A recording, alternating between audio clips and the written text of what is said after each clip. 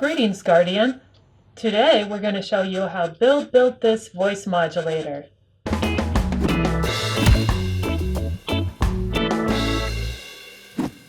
Hey, greetings there, fellow maker. Bill here. Welcome down to the shop. Today I'm continuing some of the electronics work on Brittany's Sweepy the robot helmet. Last week we did the eyes, they blink, which I think is super cool. But this week we're going to make the voice modulator so that Brittany sounds like the robot and so that the face part lights up. Now originally Britt was thinking about doing some Arduino work with lights and sounds and all that stuff, but then she stumbled on this really cool kids toy, believe it or not, that was just $10. This simple, cheap kids toy does everything that Brittany needed it to do for her robot's voice, so we use this instead. Let me show you how. The toy was held together with just a few screws, so taking it apart was pretty easy. First thing I did was to hot glue all of those thin soldered wire connections directly to the board. I know from experience that I would be manhandling those delicate wires and any sort of support would keep them from breaking. Next, I replaced the two trigger springs with a toggle switch. This way, Britt could just turn the whole thing on and have the voice work constantly without having to press any buttons. This toy comes with red LEDs by default, but we wanted to replace those with blue LEDs, but there was a problem.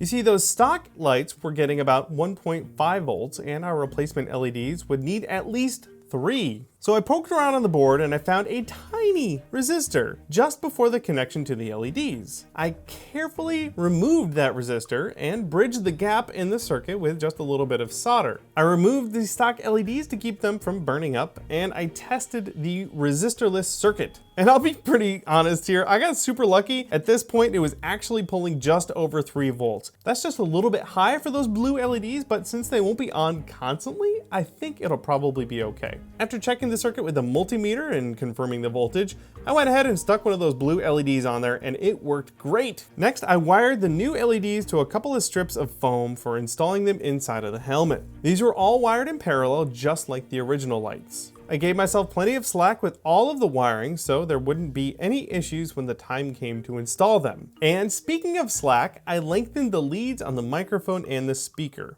The board and battery are going to the back of the helmet, and I made sure there was plenty of wire so that the components could reach the front of Sweepy's face. I did one more quick test to make sure I hadn't ruined anything, and I could call this experiment a success. The last thing I had to do was to install this entire mess of wires inside the costume. We started by press fitting the visor into Sweepy's face. Then I carefully hot glued my LED strips inside of the robot face just behind the visor. The microphone was installed just above the light blinking button that I installed last week. Of course, we used some more hot glue on this. To cover the cheek holes, we used some black plastic mesh, which was cut into shape and then hot glued into place. This also obscured where we put the speaker, which was, of course, hot glued right behind the mesh. With everything installed, I tidied up all of the wires with some spiral wire wrap.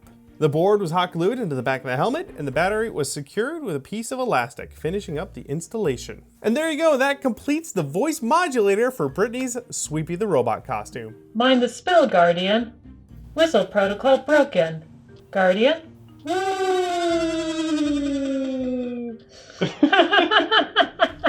I can't wait for Dragon Con, Guardian.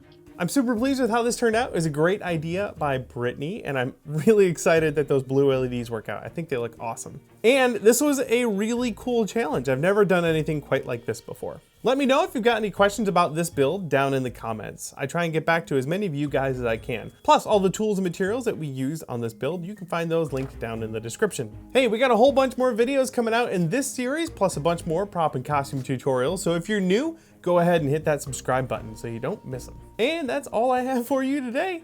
This was really fun. Hope you enjoyed it. Thank you again so much for watching, and we'll see you in the next build. Hey, thanks for watching. If you're new to the channel, please subscribe so you don't miss any of our new weekly prop and costume tutorial videos. For more goodies, head over to our website where you'll find blueprints, tutorial books, articles, and more. We also have a second channel for our Q&A show and extra behind the scenes videos. Thanks again and happy crafting.